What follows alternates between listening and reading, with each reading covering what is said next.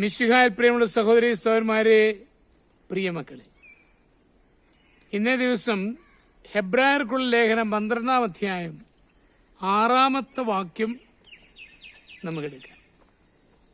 Letter to Hebrews chapter 12 verse 6. താൻ സ്നേഹിക്കുന്നവന് കർത്താവ് ശിക്ഷണം നൽകുന്നു, മക്കളായി സ്വീകരിക്കുന്നവരെ പ്രഹരിക്കുകയും ചെയ്യുന്നു. ശാസനയും ശിക്ഷകളും മാതാപിതാക്കളുടെ സ്നേഹത്തിന്റെ പ്രദർശനങ്ങളാണ്.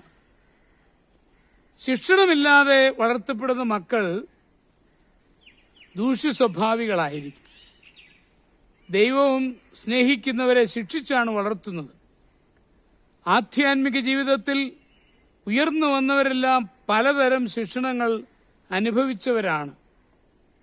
യാക്കോബിനെ ദൈവം പലതവണ ശിക്ഷിച്ചു. അനേക നാളുകൾ കൊണ്ട് ദൈവം മുൻപാകെ കൊള്ളാവുന്നവനായി രൂപാന്തരപ്പെടുത്തി. അത്യാഗ്രഹവും വഞ്ചനയും സൂത്രവും യാക്കോബിന്റെ പ്രവർത്തനങ്ങളിൽ കാണാം. ജ്യേഷ്ഠനെ കബളിപ്പിച്ച് ജ്യേഷ്ഠാവകാശം സ്വന്തമാക്കി കാഴ്ചയില്ലാതിരുന്ന പിതാവിനെ വഞ്ചിച്ച് പിതൃസ്വത്ത് കൈയടക്കി. ലാബാന്റെ ആട്ടിൻപറ്റത്തിൽ നിന്ന് നല്ലവയെ സ്വന്തമാക്കി.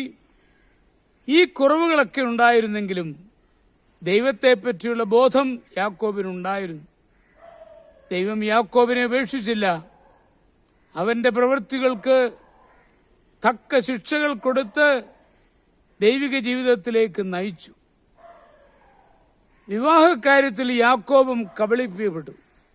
സുന്ദരിയായ റാഹേലിനെ വിവാഹം നിശ്ചയിച്ചെങ്കിലും വിരൂപിണിയായ ലേയായെ വിവാഹം കഴിക്കാനിടയായി. മടങ്ങി വരുമ്പോൾ ഏശാവിന്റെ മുൻപിൽ വണങ്ങി നമസ്കരിച്ചു. അവസാനം യാക്കോബ് കടവിൽ വെച്ച് പുതുക്കം പ്രാപിച്ചവനായി തീർന്നു. യാക്കോബ് അനുഭവിച്ച ശിക്ഷകൾ അവനെ ദൈവത്തിന് കൊള്ളാവുന്നവനാക്കി മാറ്റി.